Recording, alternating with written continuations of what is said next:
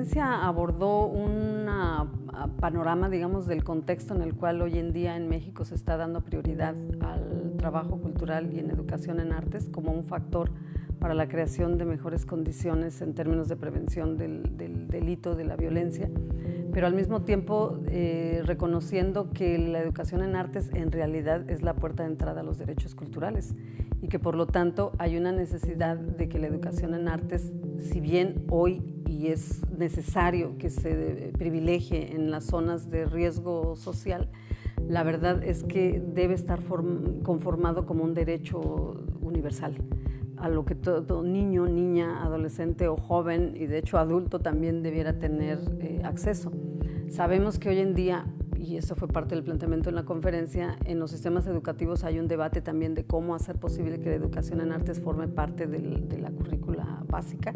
y cómo podemos hacer para que México pueda resolver el dilema de la formación docente, que es una de las limitaciones que tenemos,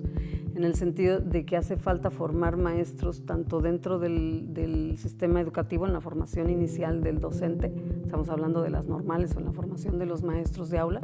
pero también dentro de las escuelas profesionales de arte para que exista la posibilidad de que el arte no solo sea un lenguaje reservado para los profesionales, sino como un derecho cultural de construcción de ciudadanía, porque hemos reconocido en las experiencias que presentamos, basadas sobre todo en la experiencia de Redes de Arte y Cultura de Paz, que tuvo inicio, germen, digamos, en Ciudad Juárez, como el arte en un contexto comunitario precario, pero al mismo tiempo abierto a la experiencia artística en términos formativos,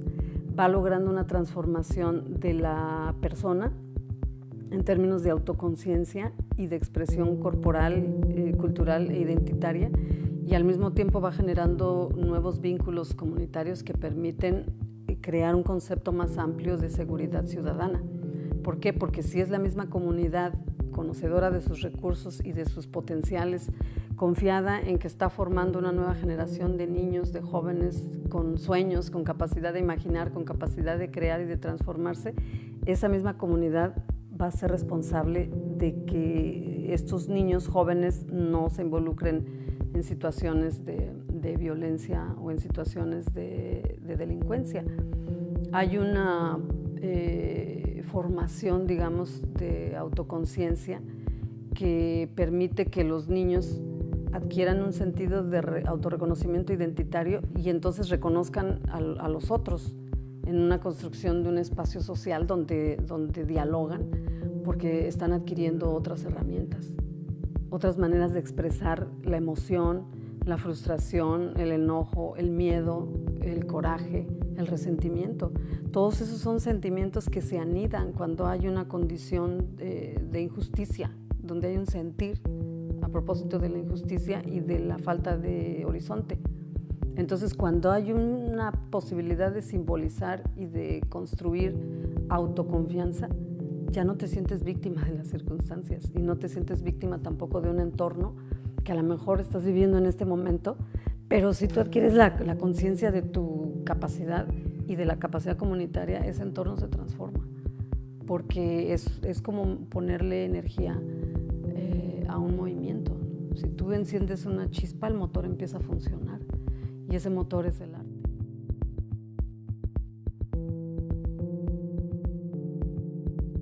De hecho, nosotros partimos del principio de la diversidad, es decir, el arte como experiencia y por lo tanto como experiencia que va a tener un fuerte componente aportado por las propias comunidades. Por lo tanto, no estamos haciendo la formación ni en un estilo, ni en un género, ni en una sola estética. Lo que hacemos es que los lenguajes artísticos de las artes escénicas en primer lugar y luego de la fotografía y del video tengan las estructuras claramente identificadas y transferibles para que el niño, el joven o el abuelo, quien esté participando, se las apropie, las use para dar su expresividad y al mismo tiempo las nutra de lo que es su proceso cultural en transformación. Porque si tú pones como eje el componente de diversidad, es muy posible que él parte de su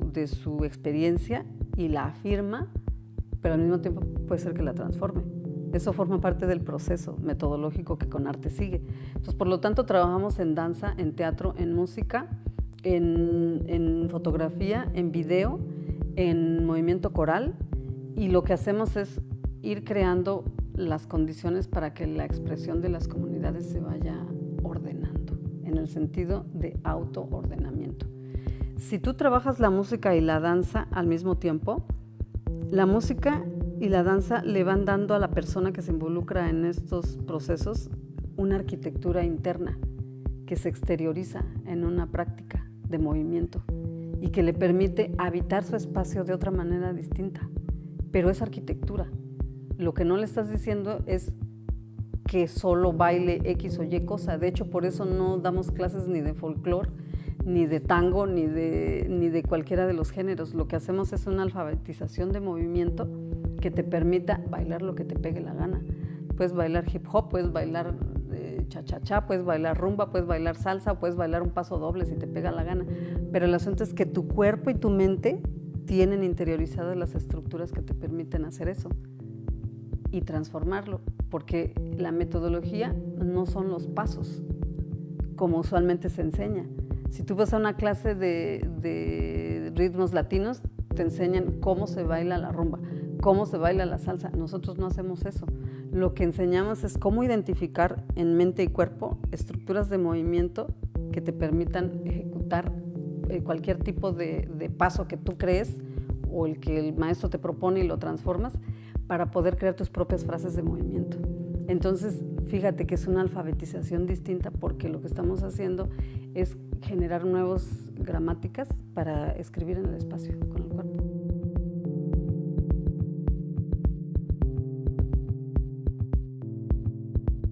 Bueno, yo creo que en este momento justamente uno de los temas en los que tenemos que trabajar es en la creación de nuevos esquemas de gobernanza, es decir, una nueva articulación de las capacidades, las funciones y las estrategias institucionales, y estoy hablando de las instituciones estatales, para poder hacer el cruce entre cultura y desarrollo. Eso es lo que a nivel internacional en este momento se está debatiendo y eso es lo que muchos países están intentando reorganizar sus secretarías de educación, sus secretarías de cultura, sus secretarías de salud y sus secretarías incluso de medio ambiente, las áreas patrimoniales e incluso en algunos casos dinamizando a las secretarías de economía para que financien procesos e iniciativas que tengan este componente de educación, arte y desarrollo comunitario y también la posibilidad de que las artes en un proceso de generación de nuevas capacidades sea incluso fuente de recursos, es decir, generación de empleo y posibilidades de afirmación de que ese conocimiento tiene valor. Entonces, nosotros necesitamos también ver de qué manera hoy que se está dando prioridad a los programas de prevención de la violencia y el delito, cómo podemos articular eso con las políticas culturales y cómo podemos articular eso con las políticas educativas.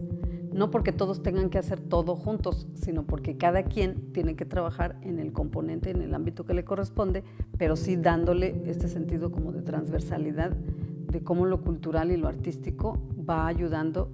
a trabajar, a avanzar más rápido, incluso en el combate a la pobreza y a los temas de inclusión social, a los temas de perspectiva de género y también a los temas de derechos humanos. Entonces, ahí tenemos un reto importante tanto para la investigación como para el diseño de política pública y también creo yo un reto de profesionalización de las organizaciones de la sociedad civil, porque no todo es responsabilidad del Estado. Yo creo que las organizaciones de la sociedad civil, Tijuana es un ejemplo de la cantidad de procesos artísticos y culturales que se generan desde lo civil y que pueden en un momento dado irse insertando para contribuir en esto. El reto es cómo trabajamos juntos.